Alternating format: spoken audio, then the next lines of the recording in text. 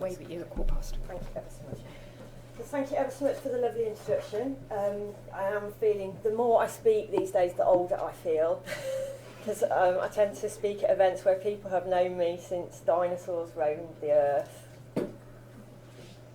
But I'm really, really pleased to be here today to talk to you about the work that I've been doing for the last 5 years for Leicester City Council.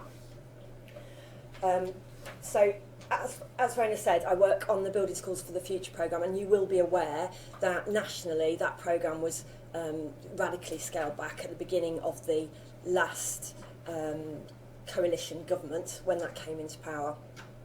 Leicester was a very fortunate city. We fought very hard and we managed to hang on to our funding for the schools programme. And there are 23 schools in our programme overall. 4 had already been built by 2010 when I joined.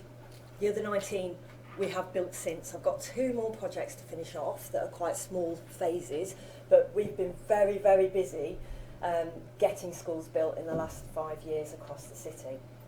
It's a huge programme, and it includes schools of all kinds that are serving the needs of all kinds of learners as well. Leicester, anyway, is a very diverse city. If anybody knows anything about Leicester, you'll know it has the best Indian food in the UK, by and far away. We're really, really proud of the diversity of our population, and we also have an uncharacteristically large young population, so there's many more under 25s in Leicester than would be typically in other cities, which makes us as a council obviously much more aware of the needs and the need for us to engage with young people in the city, because they constitute such a large part of our population. But also obviously on a schools programme, young people are the main focus in that project. And in these schools, the secondary and SEN schools, there's around 20,000 learners and around 2,000 staff members supporting learning. So that's not counting all of the estates staff and the other school support staff, just counting people who are actually playing an active part in supporting learning. And the schools themselves go from medium to large-sized mainstream secondaries, but also include a range of specialist provision schools, so schools for young people with social, emotional and behavioural difficulties, schools for young people with a range of disabilities, and they can be mental health problems as well as physical health problems, and also learning disabilities too. So a wide cohort of learners with a wide range of needs over this one project. So my role is to head up the technology strand of that programme across all of those schools, which has been it's been a huge privilege to be in that position and to be able to lead on that work for the city. It's not a typical role for most local authorities. It is an area obviously within school builds programmes, but it's not necessarily been approached in the same way that I've been fortunate enough to approach it in the city. So one of the things I think we need to bear in mind today that I'm talking about is we have been doing some amazing things in Leicester. Don't get the idea that this is actually typical everywhere in the school sector. And the things I'm going to talk about today, particularly in terms of digital literacy, are things that I very much feel should be mainstream and should be part of the school sector right across the UK. But at the moment, we're actually not. And what I'm hopeful for is that Leicester's work is modelling that kind of practice, showing the rest of the country how effective and positive that work can be, and we're sharing our work as openly as possible with others to try and take that forward too. So the approach that I've taken really is our kind of mission was to go beyond bricks and clicks in terms of what's the purpose of this massive build programme and look at transformation. And, you know, people get a little bit embarrassed sometimes around that word, but this is a significant opportunity for us to actually change young people's lives drastically across the city. And what we wanted to do is have the ambition to match how our staff support young people with the level of new facilities that we're introducing, and obviously also kind of cross the streams in terms of the design process and the kind of pedagogical aspirations and the community support processes for young people in terms of what those buildings come out looking and how those buildings end up getting used. So the three key areas for me is around the design and implementation, so actually deciding what goes where and how it's going to get built and getting it built. Operations, which is obviously making sure things don't fall down once you've actually opened the school, and you'll be all grateful that I'm not going to talk about operations today. And staff and community development. And I think what's important about the approach that I've taken is that these three areas are equally important. They're not in a hierarchy. I've approached them all as priorities. So, young people. I put in my kind of introduction to the talk, my little piece of blurb today, that I was going to talk about how digital natives is not a very useful way of thinking about young people. And I think probably in this room people are quite aware of those kinds of arguments. But I just want to reiterate with some statistics from Ofcom, which are looking at young people's use of search engines in this particular example, although these reports have been really, really interesting. There's lots of interesting work carried out. They're very large-scale research pieces across the UK that look at a variety of things around young people's engagement with technology, like what kinds of devices they use and other areas. This basically focuses on their use of search engines. And what you can see from this is that although the picture is getting better in terms of what I describe as basic digital literacy, so in terms of the search engine return, I would describe basic digital literacy as some kind of critical approach to that information. But you can see 20% of the young people in this survey reported that that they believe that if information has been listed on a search engine website, it must be truthful. That's a serious concern for all of us. And also, we need to bear in mind that, yes, we're talking about young people here, but actually the adult statistics weren't hugely different. Okay, so it's not the fact that you become suddenly very much more digitally literate once you get over a certain age either. But obviously these are people who are in our schools, who are being supported in using digital resources, who are going to search engines and other websites every day to support them in their learning. So it's kind of critical what their engagement is and how we support and help shape that engagement. 18% don't care about whether it's truthful or not, they just like it if it looks nice.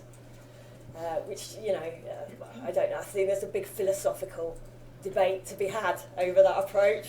I think probably for some people that might work very well. This is a quote from Dave White and Joanna Wild's 2014 paper that looked at incoming expectations of digital environments formed at schools. So they were focusing on older young people, so around 16 to 18, and looking at what they were coming to HE thinking about the experience of technology should look like.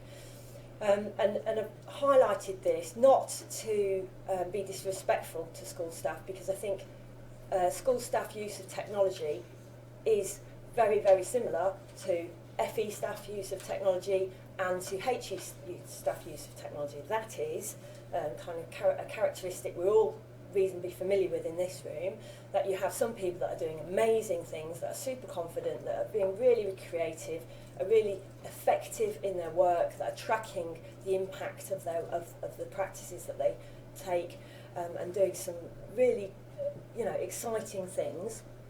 And then we have some people who are very effective users of technology for education, and then we have some people who are not very confident at all. And that's kind of the same, I think, throughout all the sectors. But what this points out is that students don't actually have much of an expectation of staff use. So whereas they may be coming into contact with staff who are amazingly competent and confident with their use of technology to support learning, students by and large don't expect that to be the case. Okay, so moving on to the work that we did in terms of the programme. So I'm the ICT strategy lead in our programme, but there are other strategy leads. We have a sustainability lead, we've had a sports and culture lead, we've had an education lead. So the Learn a Voice programme is not just about technology. I hijacked their process to find out more about technology. But fundamentally, it was kind of a slightly more holistic, less technology biased project. And I'm going to start with contextualising that because I think it's really interesting in terms of overall priorities. So this was a year-long initiative, and it was undertaken by 3 recent graduates. So they're all, I think, 21, 22 years old. I think the idea being that young people are better at talking to young people. Sometimes that's the case, sometimes that's not the case. I couldn't possibly comment on that. But they basically interviewed and worked with over 400 young people in that period, between the ages of 11 and 19. And that engagement took on a variety of forms. And if you think back to what I've said about the types of learners and the types of institution that we have, obviously a one-size-fits-all approach to engagement with young people wasn't going to work for them. So they did a variety of different kinds of engagements. They went into schools. They also, where they couldn't get into schools for various reasons, went into youth centres or into local youth events as well, where they had collections of young people living and going to school in the city. The primary kind of engagements that they had with the young people were focus groups and games. So they played and designed a wide variety of games with young people about reimagining school environments, about what they liked about their school environment. So, for example, with learners with severe and multiple disabilities, there was a lot of storyboarding work that went on to kind of create mood boards around the kinds of environments that they would like to see. With a lot of the very mainstream older learners, they were obviously, much more opinionated, much more happy to kind of argue about their views and say what they really believe need improving in their current schools. But the broad idea really was to find out what young people in the city across that quite diverse group actually prioritised in terms of what they would like to see in their new builds. So before we go on to have a quick look at that, who's going to have a guess at what was on their list? So this is about their school environment. This isn't about technology necessarily. This is things in my school that I would like to see. Beanbags? Beanbags. Not on the list. Although chairs, better chairs was on the list, but not beanbags. Wi-Fi. Wi-Fi was not on the list. It's not on the list of this is the overarching list. Nurture open spaces. Yeah, space was on the list, and flexibility in space was on the list, as was design. Design scored really, really strongly. Nicely designed spaces, and obviously nicely designed is a very, very subjective term, but they wanted some sense that a space had been designed, and colour was a really, really important thing to them as well. Anybody else have any guesses? Food. Food canteen was on the list. Yeah. One more before I move on. Toilets, yes, thanks for saying it. Toilets was, of course, on the list. Okay, so, more indoor social space. They haven't got enough room to actually just hang out with each other internally. Better design library learning resource centre space is made number 2 on the list, which is fantastic news. Shows that young people really, really valued their learning resource centre in that space, and that they really wanted actually more of it. Lots of school libraries, I believe, are horribly undersized, and very often as well you have a booking system, so you can't actually get in there unless you've booked in slots, because it is such a highly demanded space. Partly that's to do with a lack of other social spaces to go indoors, but partly that's also to do with people who want to work during breaks and lunch times as well. Comfortable chairs, colour, allotments, number 3, nobody guessed that, but yeah, they wanted space to be able to grow things, and I'm delighted to say lots of our new schools have great outdoor growing spaces now. Sustainability features. Our young people were really concerned about sustainability, which is kind of linking into the allotment issue, but also they wanted to see better use of things like solar panels, win features. They wanted to actually belong to a community that was taking sustainability seriously and looking at it. Nicer toilets. Improved canteen. Flexible learning spaces. Again, that is one of the ones, along with the Learning Resource Centre, that does tie into the technology area, I think, very strongly. Variety in teaching methods. Now, it's interesting that I didn't come in till number 10, but it was in the top 10 that they wanted greater variety in the types of teaching. And again, that comes back to technology a little bit, because the biggest complaint that we got across the city was boring use of PowerPoint. More student input into everything they wanted.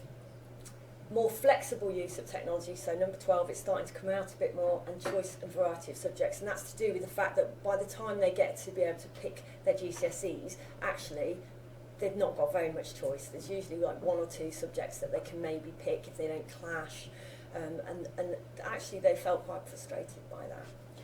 Okay, so technology. So as I said, hijack this process a little bit. They said, you know, while you're asking them about that, can you ask them some questions around what their priorities would be for using technology? So talk to them about how they're using technology in schools and find out where they would like to go with this. So does anybody want to have a quick guess before we have a look at them? What they might be? 3 iPads. They didn't mention device types. Staff very often mention device types. Learners did not have specific device types that they were saying, oh, we must have this. Interactive whiteboards? No, they don't care about interactive whiteboards. But they care about them contextually. They don't care about specific platforms, specific devices, or specific systems. They're not bothered. Did they want to be shown how to use them? They wanted to be shown how to use some things. How about lab stuff? Like, for example, if chemistry and physics, this kind of stuff you might use a lab. I guess never studied that, but how about this kind of equipment, specialized equipment for chemistry and lab? Nope, they didn't care. Well, I'm saying they didn't care. I'm being quite blasé there. This was 400 plus young people, so some of them probably really did care about all of those things that you have mentioned, but not enough for it to actually make a strategic difference in terms of what we wanted to meet the needs of and how we wanted to take our response to them forward. Number 1, faster computers. Number 1, clear and away, was the same thing that we all want. We want to be able to get on really fast. We don't want to get booted off, and we want to be able to have quickly loading pages. We want to be able to stream stuff quickly. That was the number 1 concern. More creative use of technology by staff was number 2. So again, coming back to less boring use of PowerPoint. All of our schools, nationwide, schools across the UK had a big centrally funded rollout of technologies quite a few years ago, and those technologies typically included interactive whiteboards, VLEs for schools, and obviously staff computers linked to the interactive whiteboards as well, and computer labs. So that's kind of what a typical setup in schools has previously looked like, and you can really expect to see in most schools. So they're used to having technologies used in everyday practice, and they unfortunately are used to having them used in the same kinds of ways in everyday practice. They wanted to have themselves using the interactive whiteboards and using technologies a bit more, rather than it being the technologies being something that the staff member uses and we look at the staff member using. And they wanted better internet access everywhere, not just in their schools, but they wanted it everywhere. Home access came up in terms of inequality issues. They were all aware that they had kids in their school that aren't very well off. We've got 1 in 3 kids in our city live in comparative poverty, so they all know people that are on free school meals. They all know people who are struggling in various ways. And one of the things that they wanted was some kind of home access scheme, so a loan scheme or something, so that kids that didn't have computers at home or devices at home could have devices at home, and they all saw that as really important. They wanted to be able to use technology to collaborate across other schools and across countries. They were really, really keen on that. They wanted access to national and local decision makers, particularly via social media. So they wanted to be able to talk to the mayor, and they wanted to be able to talk to the head of the education department, and they wanted to say, no, we want you to do this. They wanted to have more of a voice and to be more connected. And they wanted to do it in a way that they were comfortable with. They wanted young people only spaces. Now this is tech spaces, so they wanted spaces in the city centre that they could go, that no over 18s were allowed to go, that they could just be and use computers and use technology and not have to put up with all of us old people. They wanted teachers who could support them with social technology. Some of that comes down to kind of e-safety concerns, but some of it just comes down to kind of day-to-day use as well. So, as I said, we've got a city where we've got 1 in 3 young people are living in comparative poverty. Many of our pupils don't have the luxury of having the kind of time available to them to socialise and go online and connect with their friends. They don't necessarily have devices, they don't necessarily have internet connections all the time, so they don't necessarily have the kinds of skills that kids who are online all the time actually pick up and develop over a longer period of time. And they wanted a say in schools filtering and blocking policies. I think most teachers said that as well, actually. But the young people, and they didn't want that in a irresponsible way. They were actually, when you talk to young people about behavioural issues, typically they're quite conservative about things. Whether that aligns with what they do is a different matter, but very typically young people are quite conservative about what you should and shouldn't do and what the punishments for not doing things should be. And they were fine with the fact that, yes, you have to control and you have to filter and you have to block some things, but they also believed that there were things that were being blocked that there was no good reason for them to be blocked on, or that they would like to have them open at certain points so that they could use them at certain times. Okay, so characterising this then, as I said, they've not characterised their kind of priorities in terms of we all want iPads or we all want to be on Facebook or any kind of anything that's in those specific terms. How they characterised them was around use of technology for increasing their flexibility and autonomy within schools. So it was around not so much the school's use of devices but their use of devices. Not either their use of the school's devices or their use of their own devices.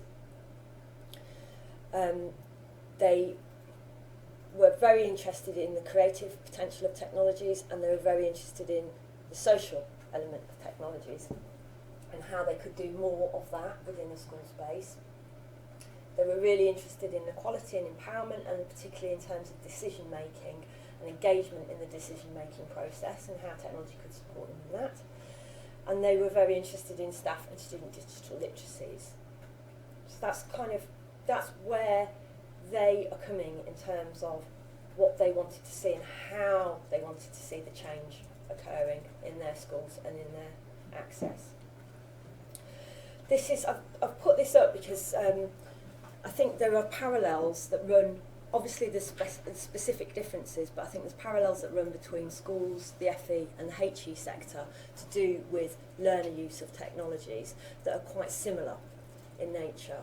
And I've put this up just to kind of highlight that a little bit. This is from the Just Digital Student FE Challenges list, and I've reordered their challenge areas slightly just because it fits better with what I've just said to you today, but I haven't changed what their challenge areas are.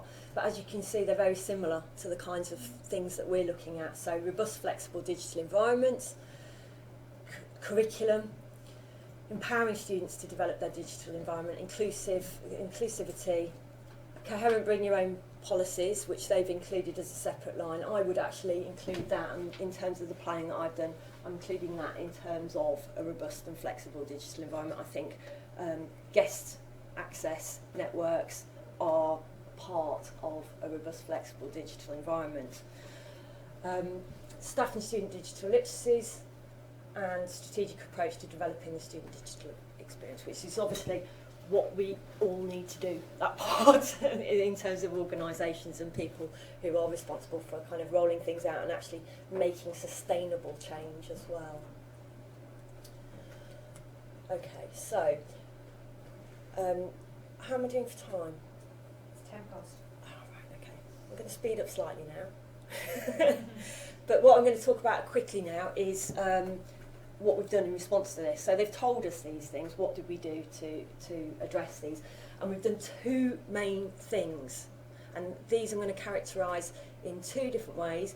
And they go. And if you cast your mind back to the beginning of the presentation when I talked about those kind of three areas, one which was around design and implementation, and the other which was around staff development, they correspond to those two areas. So moving from centralised provision to flexible access. Typically, in schools, until quite recently, you can characterise technology, design and access as fixed. So you will have maybe Wi-Fi, but not in every school, certainly not in every school. You will have classrooms with computers in, and typically you'll have those perhaps in design, if you're very lucky, and you might have them in art and design. You'll usually have specific machines in those areas. You'll have them for IT, and you'll typically have IT labs that can be booked out by other teachers. So what you have is a very kind of, in terms of use and provision, is a very inflexible model, because I as a teacher have to book that space out. I have to sit my students in front of a computer for that period, so which is going to make us think we need to be on the computer for that period since we've booked out the computer room. If I'm not that keen or I'm not that confident, I'm just never going to book that room out.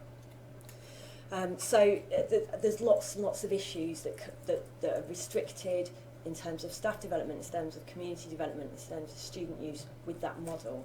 So we've very much moved away from that model in terms of the design. I've concentrated resources in terms of the infrastructure and the wireless connectivity in the new builds. So that's been the most important thing. Have we got a really robust infrastructure? Have we got good, fast internet connectivity? Have we got good Wi-Fi? And we've got Wi-Fi everywhere in my buildings. Every so often I will get a letter about the harm that Wi-Fi does to people that I will have to address in terms of the current research that we have available to us. But in my schools, you can go through our schools, and we've got Wi-Fi in external spaces as well, so you can stream. You don't get kicked off the network because you're going down a stairwell. You can be constantly connected. We've taken a lot of care in terms of thinking about streaming with large groups and in terms of access. We've moved some services into the cloud. Partly that's to do with issues around flexibility. So if you are only hosting internally, all you will have available to students typically is your VLE, maybe. Not every school in our group previously had email to offer students. They all do now, but some of them didn't previously. So cloud-based services, what it basically means is that students can access all of their stuff from any internet-connected location. And I know that sounds very terribly old-fashioned to us, but actually for some things, like, for example, working collaboratively on documents, or being able to have quick video calls, conference calls, those things are quite new, especially for the school sector. Another reason that we've done that is financial, in terms of long-term financial planning. Storage is very expensive in terms of ongoing costs. I'm sure most of you in this room are delighted that you never have to think about those kind of things, but it does make a significant difference in terms of sustainability and ongoing costs to move services into the cloud, where they can be moved into the cloud. And also in terms of one-to-one and bring your own device. So as some of our schools have already started piloting bring your own device schemes and looking at one-to-one schemes, our Wi-Fi infrastructure supports that. So when they are ready to move towards that model, they can move towards that model. And in terms of longer-term sustainability, obviously there's pressure from learners to be able to have that flexibility. Also in terms of longer-term budgets, schools are going to have to focus on infrastructure costs in the longer term where budgets are flatlining, and this isn't going to reduce their costs by any stretch of the imagination, but it will help them maintain their costs by moving those over to one-to-one. Obviously, in a city like ours where we've got lots of poverty, that's also a management issue too. So that's one part of the approach that we've taken to it, and the other part is obviously looking at digital literacy, and we've done this by focusing on staff digital literacy. So we have had events and things for learners, but our focus for the last couple of years has been on staff digital literacy. That's my definition of digital literacy, but I think the important thing to remember is that what digital literacy is situated in practice. So there is a degree of digital literacy that as citizens we all need. We all need to be able to access the internet, we all need to be able to fill in a form online, we all need to be able to send emails, those kinds of basic things. And the reason that we need those things is because increasingly services are moved online, and increasingly opportunities and savings are now online. So you're actually at a disadvantage if you can't access online services comfortably. But there's also a specific requirement depending on what you are doing or where you are positioned for your digital literacy skills, and that's going to have a lot of overlaps, but it is going to be specific. So for example, if you're an accountant, the level of digital literacy that you're going to need is going to be very specifically focused around those kind of areas. If you're a learner, the digital literacy skills that you are going to need are going to be quite different. They're going to be focusing around finding, evaluating, storing, organising information. If you're somebody who's working to support learners in any aspect of the education system, you are going to have a set of specific digital literacy needs that are higher than other people in many areas, because as a professional you're going to be engaging with the internet every day, you're going to be engaging with electronic resources every day, you're going to be encouraging young people to be doing that too, so you need to be able to model and support those young people as well. So how we approached that was through a huge citywide project which worked with teaching staff to define what digital literacy meant within that context, and what actually for secondary school practitioners the really important parts of digital literacy were. And you can see the results of the survey and all of the outputs that we've done from that project online there.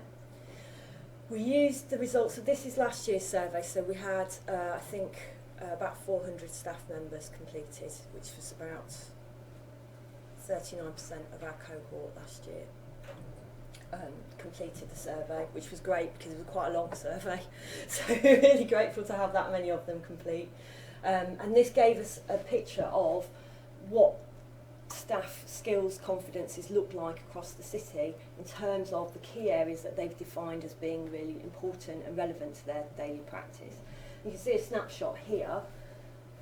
I think the key thing is we kind of set the benchmark here at core for what would I, as a professional, what would be a reasonable expectation of my skills and my confidence. We've got 26% of staff scoring below that threshold in one or more areas, so obviously that's a concern and an issue. But at this end, Pioneer, which is the kind of doing creative, amazing stuff that people weren't actually expecting you to be doing, we've got 52% of our staff scoring at that level in one of those areas, which is fantastic news for us. And actually I think not just fantastic news for the city, I think fantastic news nationally, because this is not an unrepresentative sample of what's likely to be going on in most schools, in most state schools across the country as well. So that's a good indication really of where they're at. Obviously we drill down to individual level, to school level as well as city level, and there are variants, but by and large that's a good picture. The impact that we've done, so we did, responding to that, we've done a series of work, we've commissioned projects, we've supported staff in leading and developing their own projects that correspond and support these kind of areas of development to take forward. And the impact we've had so far is we've had, obviously, well not obviously, but thankfully, there's been a significantly increased focus on digital literacy. So it's become a thing that we talk about, it's become a thing that we're interested in, it's become a thing that we have a specific understanding of as a city. And you can see that reflected in some schools who have put together whole school specialist groups. Some schools have introduced whole school training programs looking at digital literacy. Some departments have focused on specific strands of things.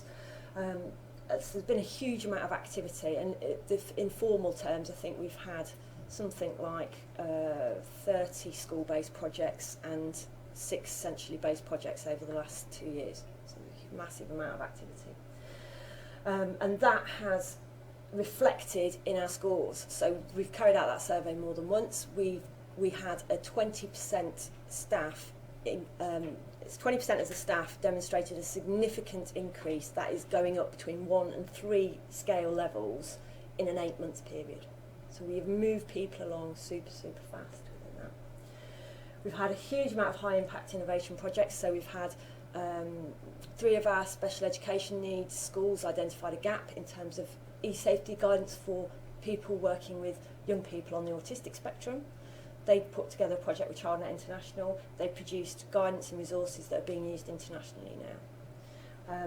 We've had a lot of knowledge transfer and collaboration. So by using these projects, we have seen other practitioners talking to each other, working with each other, connecting with each other across schools and across departments across the city, and also externally as well.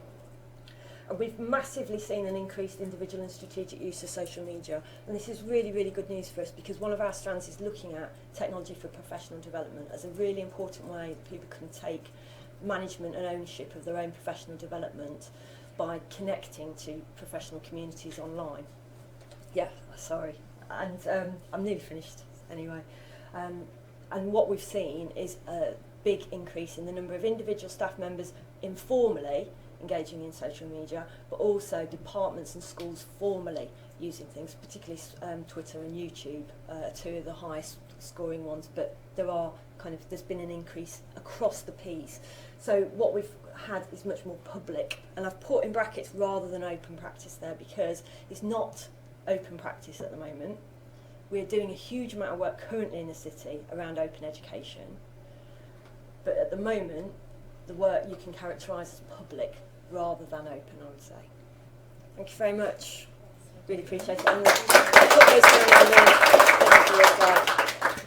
Thank you. I know you wanted to leave some time for questions, Josie, but that's a fascinating insight into the work that you've been doing. I'm sure it's only skimmed the surface of it. Please, welcome comments. Really inspiring, and in a way, like, when you were talking, I was thinking about students or young people basically raising their wise voice to express their opinions against all paradigms. The paradigm of the teacher as a transferer, facilitator of knowledge, the actual building, like, it hasn't been reinvented. This is still the same building that it could look like a hospital or even a prison sometimes, and the actual learning, like, cannot be controlled. There is need for room there, for space there, for learning to happen socially.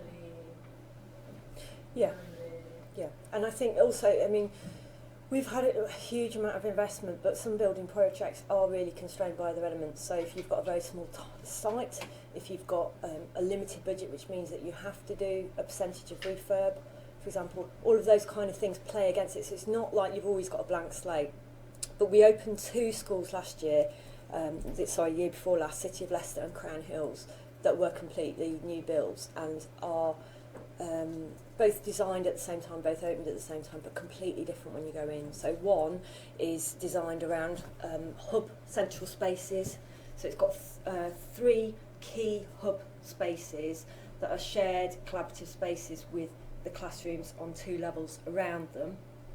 And the other is kind of much bigger, much more traditional in some ways, but with the shared spaces offset to the classroom spaces. So they're not necessarily linked to the teaching and learning so directly. They're more learner spaces in that school than in the other school, I think. And they're both fantastic, and they both work really well, and they both, I think, really reflect the aspirations and the approach that those two schools wanted to take as well. And, you know, both sets of learners really value the spaces that they've got too. Yes, Right. There's two things coming out of this. One was about digital literacies, and Yeah. I'm a fan of badges, and wondered whether or not there was any movement into whether those badges could be assigned to digital literacies, not only for staff, but also for students to recognise that they're a particular type of badge holder rather than a particular type of learner. But also there could be opportunities for that to be almost to badge a school. So a school that has a lot of open spaces or really good Wi-Fi, because there may be other institutions that are looking for the same thing, and they could then identify a school that is already kind of got those open spaces and could therefore maybe collaborate in that way. Is that something that Okay, so I think they're two quite separate things. So in terms of kind of the digital literacy development, the badges, it was a conversation that we had quite early on, and Doug Belshaw from Mozilla was involved in it was one of the people that we consulted with and talked to in the early stages of the project as well. We were really keen to go down the digital badge route, but because of our capacity and because of where we were in terms of moving things forward, it wasn't sustainable to introduce badges at that point, because they would have had to have been peer evaluated, and without strong networks set up to be able to manage and engage with those, very, very difficult to just say, oh, here's some magic badges, and would you like to spend quite a lot of time reviewing your colleagues' work that you've never talked to, and saying whether they've actually earned that badge or not. So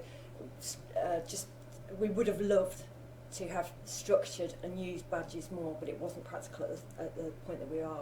As a city, we are doing bits and pieces around badges, particularly with FE at the moment. And if you have a look on the Digilit blog, you'll see reports of quite a few sessions that we've run with staff, including resources that we've openly licensed as well, so around design, badge design for curriculum areas and things like that. In terms of badging schools for things like brilliant Wi-Fi, all my schools have brilliant Wi-Fi, so for me that's not an issue. In terms of other things like open spaces, it's very difficult, because there are constraints on some sites and some budgets that there aren't on other sites and other budgets, and it's not fair, I don't think, to say you're great because you had a big site and loads of money, and you're not so good because actually you had narrow corridors to start with that couldn't be moved for various reasons. You know, so it's I'm quite sensitive around that issue, and I think what makes a good school is massively the atmosphere of that school as well. So a lot of the schools that I visited before they were built, some of them were just a pleasure to, I mean, they were horrible buildings, horrible, but they were a pleasure to be in because of the environment and the welcoming atmosphere that those schools had, and the community spirit they'd actually created, you know, and that, you know, that's harder to badge, but I think that's more important.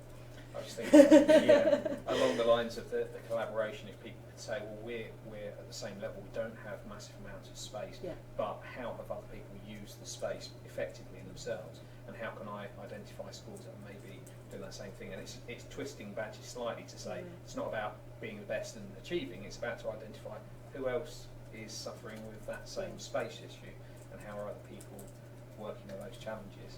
I'd very much like to see just a digital literacy programme, badged or not, rolled out nationally.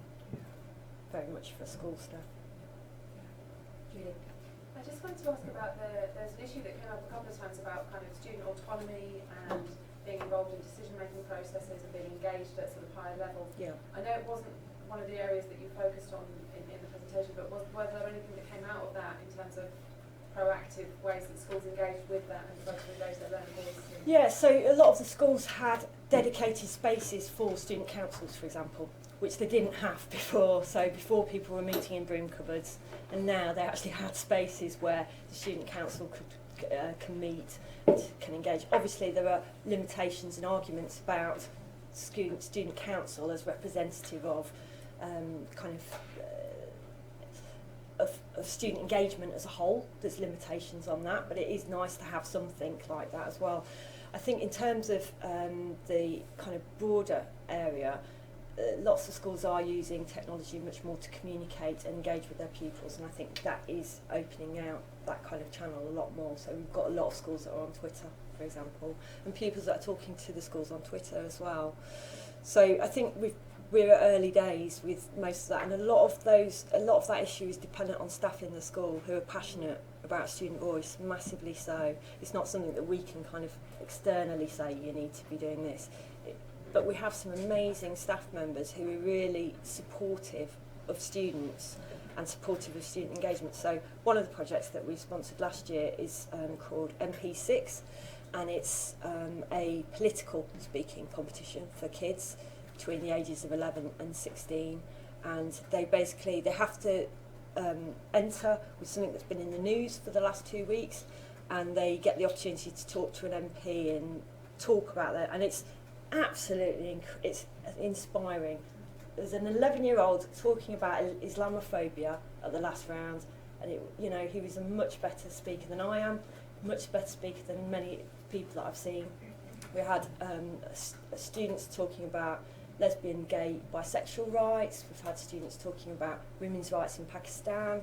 It is giving kids those platforms blows you away when you see what they will do with it and the difference that just giving them that platform makes. We've got the final of that coming up soon. Hopefully they'll be live streaming it again this year, so if it does, I'll send you all the links. You can all be cheered up about young people and how amazing they are. Thank you. That was actually the question that I wanted to ask as well, Julie, about the links with the GISC stuff that you referred to, digital challenges, and there's a study in EFI, and one of the key findings from that was that learners really want to be involved, engaged in what's going on. And interestingly, in that EFI study that I was part of, when we asked the staff, do you engage learners, they said, oh yeah, and gave off a whole list of things. And then when you asked the learners, they said, no, we're never asked, no one listens to us. So there's a real kind of mismatch in feeling about what's going on. I think one of the really important things to do in schools that I've tried to encourage our schools to do is to actually find out what their young people are doing. I think it's so important to know. Just ask them, what devices do you use? What kind of access do you have? What games do you like? What sites do you go on? Knowing those basic things about your community is such a powerful thing and can really help make a difference in terms of how you talk to people, and especially in terms of things like e-safety, because if all of your kids are on Snapchat, well then it's quite obvious where you need to direct your resources and your thinking and your support. But too often they're just not asking even basic questions about what do you actually do, what are you getting up to. A really nice strong point. So thank you very much. Thank you.